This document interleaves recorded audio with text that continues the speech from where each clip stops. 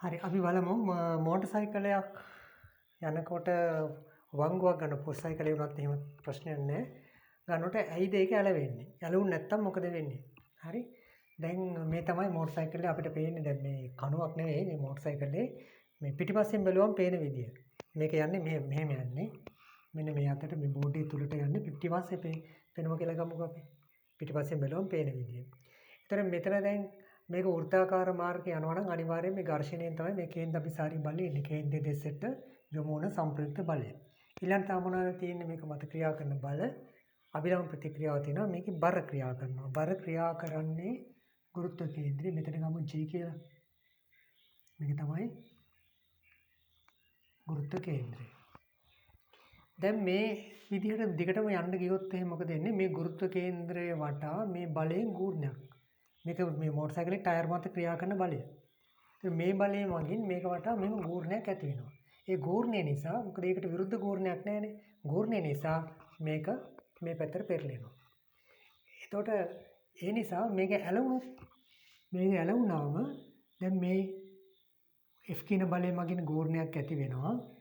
ඒකට සමාන ගූර්ණයක් මෙන්න මේ R කියන බලය මගින් මේ පැත්තට ඇති වෙන්න පුළුවන්. එතකොට මේක තුලණය වෙනවා. දැන් එතකොට මේක පෙරලෙන්නේ නැතුව වෘත්තාකාර මාර්ගයේ යන්න පුළුවන්කම තියෙනවා. කේන්ද්‍රාභිසාරී බලයත් එහෙමම තියෙනවා. එතකොට මෙන්න මේ විදිහට මේක හැබැයි හිතලා ඇල කරන්න යන්න ඕනේ නැහැ. කවුරු හරි මෝටර් සයිකල් කියලා පදනට ඉබේ වෙනවා.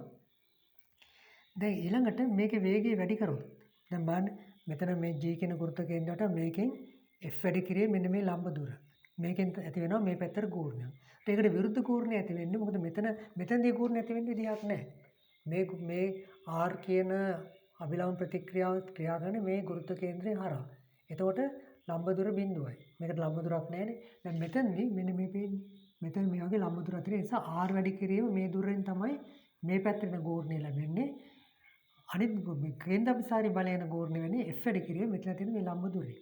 ඔය දෙක සමාන වෙනවා නම් මේක මේ විදිහට පවත්වා ගන්න පුළුවන් වෘත්තාකාර චලිතයේ මේක පෙරලෙන්නේ නැතුව යන්න පුළුවන්. දැන් වේගය වැඩි කරොත් මොකද වෙන්නේ? වේගය වැඩි කරොත් අනිවාර්යයෙන් මේකට ගැලපෙන විදිහට මේක කේන්ද්‍රාභිසාරී බලය වැඩි වෙනවා. මොකද F සමානයි MA F සමානයි MV වර්ගයට R. V වැඩි වුණොත් ස්කන්ධය වෙනස් වෙන්නේ නැහැ. මේක කේන්ද්‍රාභිසාරී බලය වෙන මේ බලය වැඩි වෙනවා. හරි. දැන් වැඩි වුණා කියලා කියන්නේ මේ පැත්තට තියෙන ගූර්ණය වැඩි වෙනවා.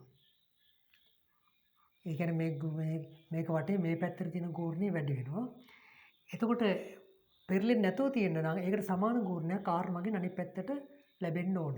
ඉතින් මේ R වැඩි කරගන්න බෑ. ඇයි? හැම වෙලාවෙම R සමාන mg. එහෙනම් මොකද වෙන්න ඕනේ? දැන් මේ ගූර්ණය වැඩි වුණා නම් මේ ගූර්ණය වැඩි වෙන්නම් මේ පරතරය වැඩි වෙන්න ඕනේ. වෙන කරන්න දෙයක් නැහැ. මොකද R කොයි වෙලාව කොච්චර වේගෙන් ගියත් R සමාන mg.